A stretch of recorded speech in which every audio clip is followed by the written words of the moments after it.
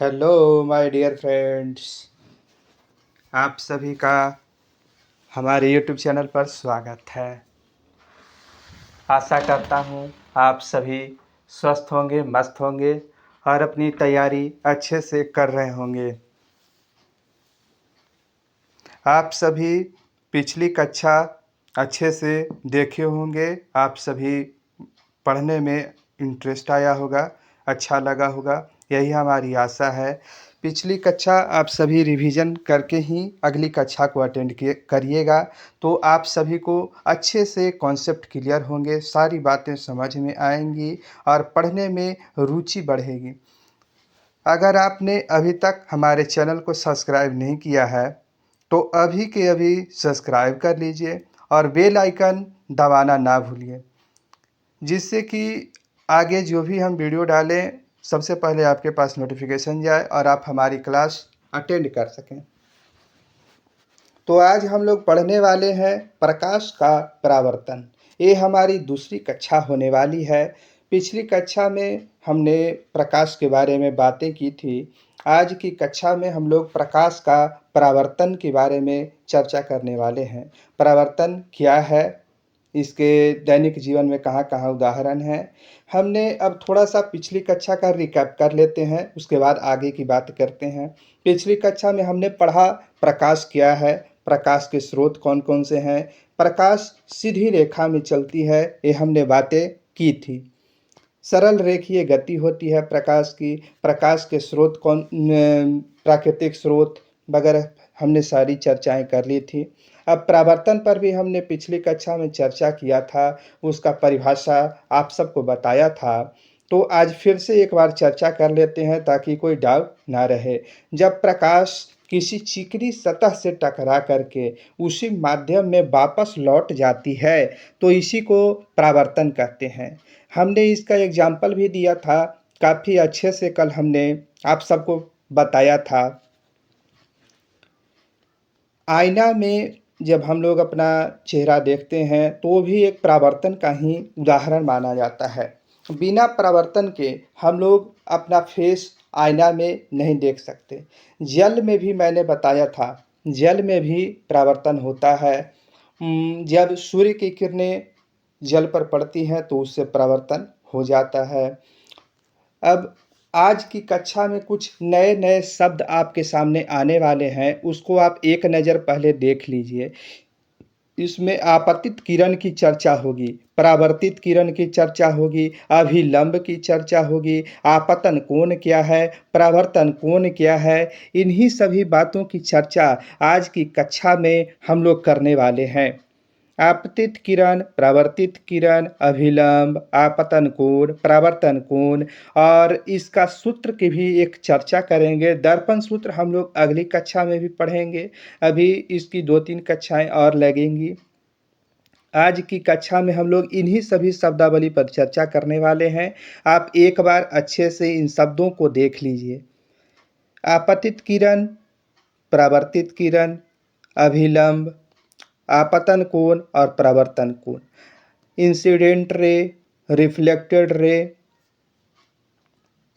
Incident angle, reflected angle और normal, इन्हीं सभी शब्दों की चर्चा आज की कक्षा में होगी। ये जो परावर्तन है उसका साधन यही है। परावर्तन जब दर्पण पर होता है तो उसके लिए इन सभी शब्दों की ज़रूरत पड़ती है। देखिए यहाँ पर प्रकाश का परावर्तन दिखाया गया है। डायग्राम के माध्यम से मैं अच्छे से आप लोग के लिए समझाने का प्रयास करता हूँ। देखिए ये जो रेड वाला जो लाइन यहाँ पर आया है, रेड लाइन, नीचे में हमने एक दर्पण लगाया है। दर्पण के सामने एक परपेंडिकुलर हमने दिया है जिसको बोलेंगे अभिलंब। ये नॉर्मल होता है और इसी पे दोनों का एंगल जो है डिसाइड किया जाता है। इसको जो यहाँ पर जो अभिलंब जो हमने दिया, ये जो डॉट डॉट डॉट काला लाइन दिख रहा है, ये अभिलंब है, हमारा नॉर्मल है। और इस जो जिस बिंदु पर हम अभिलंब डालते हैं उसी को बोलते हैं आपतन बिंदु। आपतन बिंदु, आपतन बिंदु बोलते हैं। यहीं पर जो एंगल बनता है अभिलंब के साथ वो हमेशा 90 डिग्री होता है, क्योंकि हम अभिलंब जो है नॉर्मल परपेंडिकुलर होता है, 90 डिग्री का होता है, सीधा खड़ा होता है। अब इस पर सूर्य की किरण मान लीजिए, या आप कोई टॉर्च जला करके प्रकाश मार रहे हैं आईने पे, तो यहाँ पर जो रेड वाली लाइन है ये आप टॉर्च जला रहे हैं। रेड वाली लाइन मान लीजिए कि आप टॉर्च जला रहे हैं, तो ये आपतित किरण हो गई। जो किरण दर्पण पर आती है उसे क्या कहते हैं? आपतित किरण। जो किरण दर्पण पर आती है, पतित होती है, गिरती है, दर्पण पर गिरती है, पतित होती है, उसको बोलते हैं आपतित। आपतित, जो दर्पण पर पतित होती है उसको बोलते हैं आपतित किरण। और जो दर्पण पर किरण टकराने के बाद वापस लौटती है, वापस जाती है, क्योंकि दर्पण नीचे से कोटेड होता है, पेंटेड होता है, नीचे से समतल दर्पण पेंटेड है, मिरर क्या है, पीछे साइड से पेंट किया हुआ होता है, तो वो पार नहीं कर सकता है लाइट को। और लाइट जो है सरल रेखा में जाती है, तो सरल रेखा में जाने के लिए उसको पार करना होता है, तो पार नहीं कर पाएगी तो वो रिफ्लेक्ट कर जाती है।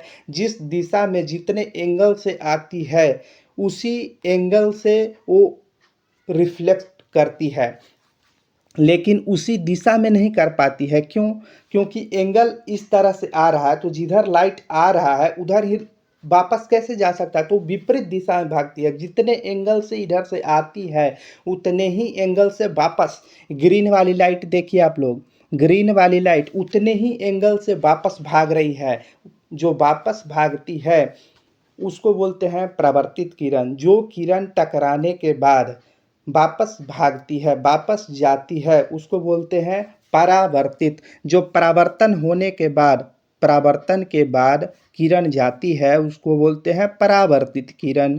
और ये जो अवलंब के साथ जो कोण बनाती है, जो नॉर्मल हमने डाला था उसके साथ जो इसका एंगल बनता है, कोण बनता है, उसको बोलते हैं परावर्तन कोण। और जो आपतित किरण जो है कोण बनाती है उसको बोलते हैं आपतन कोण, एंगल ऑफ इंसिडेंस। आपतन कोण को क्या बोला जाता है? Angle of incidence. इसको शॉर्ट में हम लोग आई बोलते हैं। क्यों? Angle of incidence. इंसिडेंस में आई आता है तो हम लोग आई को इसका मानक रखते हैं। और आर क्या होता है? Angle of reflection. रिफ्लेक्शन में आर आता है, परावर्तन कोण, एंगल ऑफ रिफ्लेक्शन। तो इसमें आर आ रहा है तो इसको आर रखते हैं हम लोग।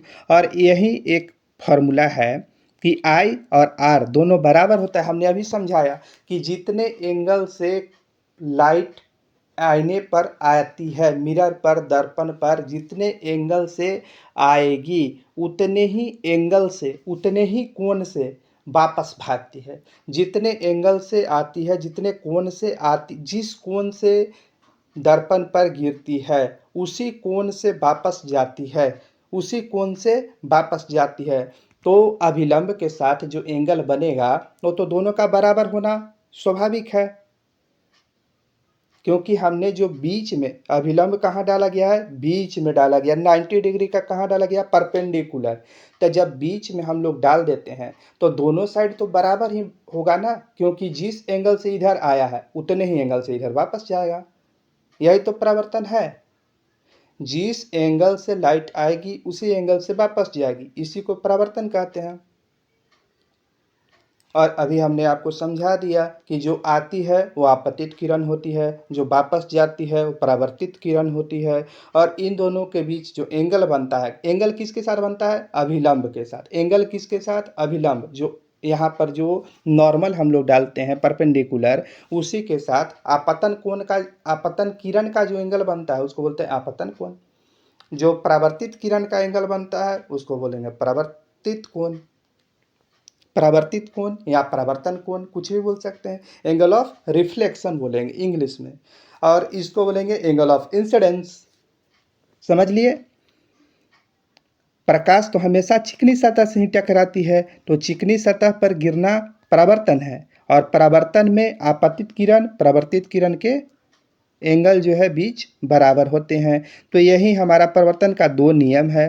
पहला नियम कहता है कि आपतित किरण, जो लाइट आई, परावर्तित किरण और अभिलंब, परावर्तित किरण जो परावर्तन के बाद वापस गई, परावर्तित किरण हुई।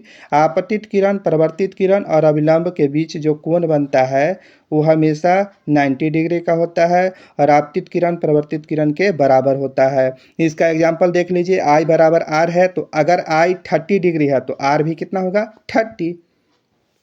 एंगल ऑफ इंसिडेंस अगर 30 है तो एंगल ऑफ रिफ्लेक्शन कितना होगा, हमेशा 30 ही होगा। और ये सवाल आपसे पूछा जाता है, बार बार बिहार बोर्ड के परीक्षा में आपसे पूछ लिया जाएगा, आप लोग देख सकते हैं। अब एक अगला सवाल की चर्चा करते हैं। देखिए, एक ये सवाल पूछा जाता है आपसे कि अगर किरण जो है नॉर्मल पर गिरे, नॉर्मल जो अभी हमने बताया परपेंडिकुलर, अगर उस पर किरण आ जाए, अभी तो आ रहा था आपतित किरण से, लेकिन अगर नॉर्मल पर आ जाए तो एंगल I 0 हो जाएगा, क्योंकि नॉर्मल तो परपेंडिकुलर है, 90 डिग्री है, सीधा है, तो सीधा में एंगल ऑफ इंसिडेंस भी 0 होगा और एंगल ऑफ रिफ्लेक्शन भी 0 होगा।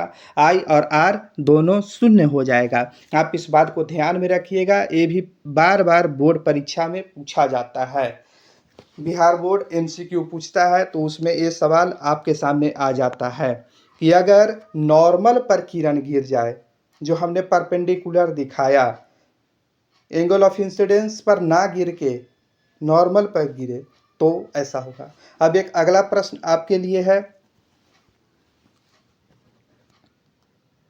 परावर्तन का दूसरा नियम क्या है? तो परावर्तन का दूसरा नियम यही है, एंगल I एंगल R बराबर होता है। ऑप्शन सी आपका सही हो जाएगा। अगला सवाल देखिए, परावर्तन किस सतह पर सबसे अच्छा होता है? किस सतह पर सबसे अच्छा होता है? तो हमने अभी बताया कि मिरर जो है चिकना सतह है, चिकना सतह पर परावर्तन सबसे अच्छा होता है। ये सवाल आपसे पूछा जाता है। चलिए, अब एक अगला टॉपिक, परावर्तन तो हो गया, अब है समतल दर्पण। जो अभी आईना जो हम बता रहे थे एग्जाम्पल के रूप में, तो समतल दर्पण की चर्चा है यहाँ पर। समतल दर्पण के क्या क्या गुण हैं? तो इसमें जो भी है प्रतिबिंब जो होता है वो आभासी होता है, काल्पनिक प्रतिबिंब बनता है, रियल नहीं होता, वर्चुअल होता है, आभासी प्रतिबिंब बनता है। इस बात को आप लोग याद रखिएगा, परीक्षा में पूछा जाता है कि समतल दर्पण द्वारा बना प्रतिबिंब कैसा होता है, तो हमेशा याद रखिएगा आभासी होता है, वर्चुअल होता है, काल्पनिक होता है। अगला सवाल, प्रतिबिंब क्या हो जाएगा, हमेशा सीधा रहता है। प्रतिबिंब कैसा रहता है, हमेशा सीधा। समतल दर्पण में प्रतिबिंब कैसा बनता है, हमेशा सीधा बनता है। आप लोग दर्पण के सामने खड़ा होते हैं तो थोड़ी ना आपका सिर जो है नीचे चला जाता है और पैर ऊपर चला जाता है, दर्पण में भी जैसे आपका है उसी तरह दर्पण में भी दिखता है। तो इसका मतलब क्या है कि प्रतिबिंब हमेशा सीधा दिखता है। प्रतिबिंब का आकार वस्तु के आकार के बराबर होता है, जितना आपका हाइट होता है उतना ही हाइट आपको आईने में भी दिखता है। दर्पण से वस्तु की जो दूरी होती है प्रतिबिंब की दूरी के बराबर होती है। जितना दूर आप दर्पण से खड़ा रहिएगा आपको आईने में भी दिखेगा कि आप दर्पण से भी उतने ही दूर पीछे दिखेगा।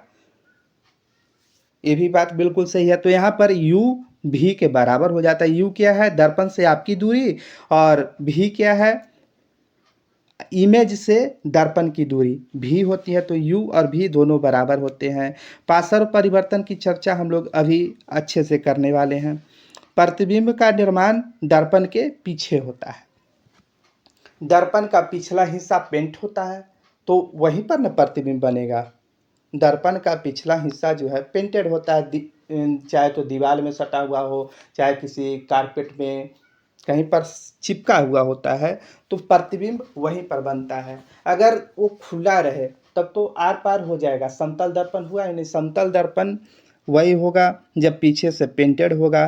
तो आपका प्रतिबिंब कहाँ पर बनता है, हमेशा दर्पण के पीछे बनता है। दर्पण के पीछे जितना आप इधर सामने खड़ा रहिएगा आपको दर्पण में प्रतिबिंब कहाँ दिखेगा, उतना ही पीछे दिखता है। जितनी दूरी इधर से आपकी बॉडी से आपके आईने से रहेगी उतनी ही दूरी आप शीशे में आईने में देखिएगा तो आपकी उतनी ही दूरी रहेगी।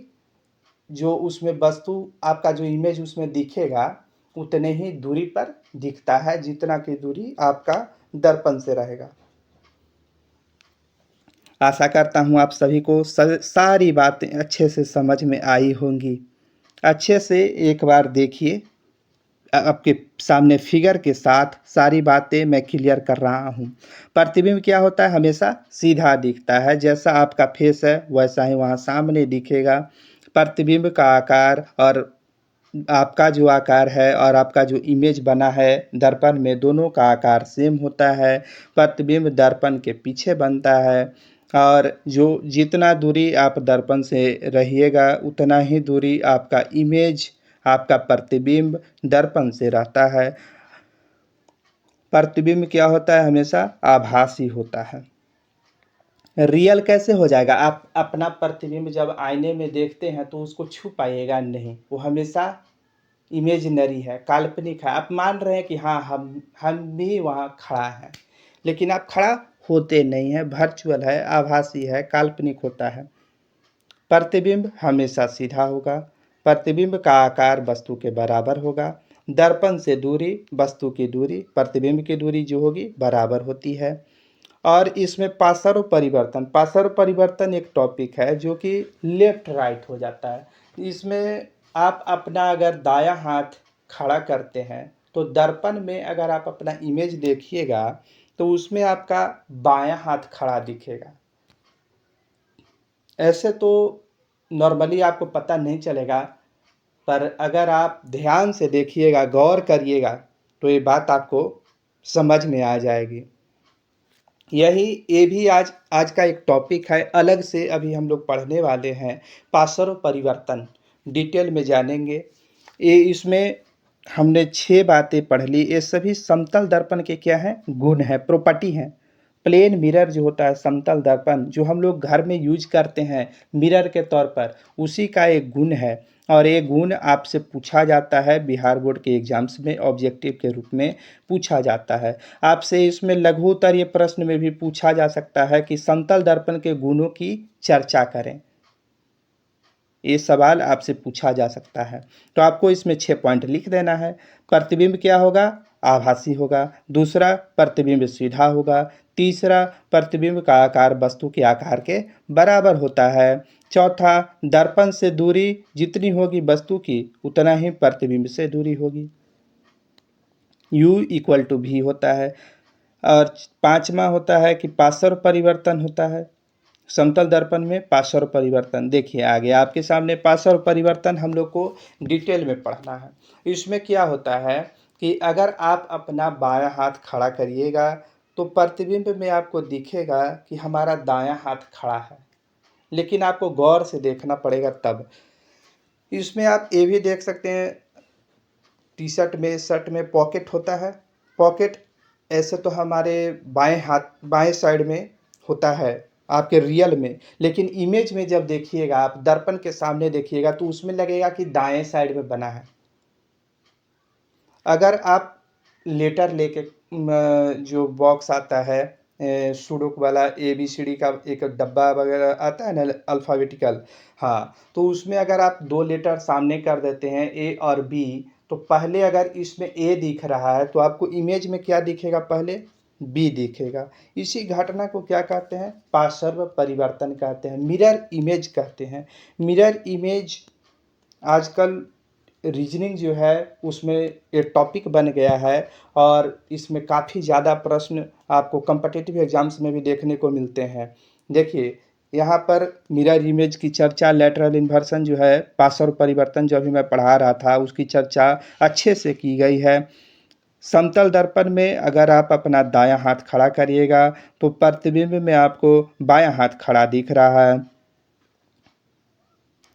इसमें यही आपको समझना है कि उल्टा दिखता है, लेकिन एक बात और ध्यान रखिएगा कि दर्पण से जो दूरी होगी आपकी, वस्तु की जो दूरी होगी, जो आपकी दूरी दर्पण से होगी, वही दूरी आपकी प्रतिबिंब के भी दर्पण से होती है। समतल दर्पण का एक गुण है, अभी हमने प्रॉपर्टी समझाया, जितना आप दर्पण से दूर रहिएगा आपका इमेज भी उतना ही दूर दिखेगा, आभासी होगा, काल्पनिक होगा, आपके साइज के बराबर होगा। इसमें अगर आप लेटर ले लीजिए, अल्फ़ाबेट ले लीजिए, अगर आप लेटर लिख लीजिएगा तो आईने में आप पढ़ ही नहीं पाइएगा। इसीलिए जो है एम्बुलेंस एम्बुलेंस में जो गाड़ी पर जो वैन पर एम्बुलेंस लिखा रहता है वो उल्टा लिखा हुआ रहता है। क्यों? हम लोग जब पढ़ते हैं तो हम लोग को सामने एम्बुलेंस लिखा हुआ सामने दिखता है, लेकिन वो उल्टा लिखा हुआ रहता है। क्यों? तभी तो हम लोग वास्तव में रियल में पढ़ पाते हैं सामने से, क्योंकि इन्वर्सन होता है उसका। वस्तु जो है अगर ABC लिखा हुआ है तो समतल दर्पण में वो CBA हो जाता है, CBA। उसके बाद का लेटर हम लोग को दिखाई पड़ता है। ABC है तो इसमें जो है दर्पण, समतल दर्पण अगर यहाँ पर लगा दिया जाए तो उसमें पहले क्या दिखेगा? C दिखेगा, उसके बाद B दिखेगा, उसके बाद A दिखेगा। इसी को बोलते हैं लैटरल इन्वर्सन, पार्श्व परिवर्तन। पार्श्व परिवर्तन बोलते हैं। जब दर्पण के सामने आप खड़े होइएगा तो दायां हाथ उठाइएगा तो प्रतिबिंब में क्या दिखेगा? बायां हाथ दिखेगा। और एक बात ध्यान हमेशा रखिएगा कि दर्पण की दूरी जो वस्तु से होगी वही दूरी दर्पण से प्रतिबिंब की भी होती है। दर्पण से दूरी जो वस्तु की होती है प्रतिबिंब से भी वही दूरी होती है, क्योंकि दर्पण बीच में होता है, सेंटर्ड होता है। आप इधर खड़े होते हैं, आप इधर खड़े होते हैं तो जितना दूर रहिएगा दर्पण से प्रतिबिंब भी उतना ही दूर बनेगा। अगर आपको हमारी क्लास अच्छी लगती है तो लाइक, कमेंट और शेयर कर दें। चैनल को सब्सक्राइब करें, बेल आइकन दबाना ना भूलें। कल की कक्षा हमारी इससे आगे की टॉपिक पर होगी, उसमें हम लोग दर्पण सूत्र की चर्चा करेंगे और फिर परावर्तन वगैरह की भी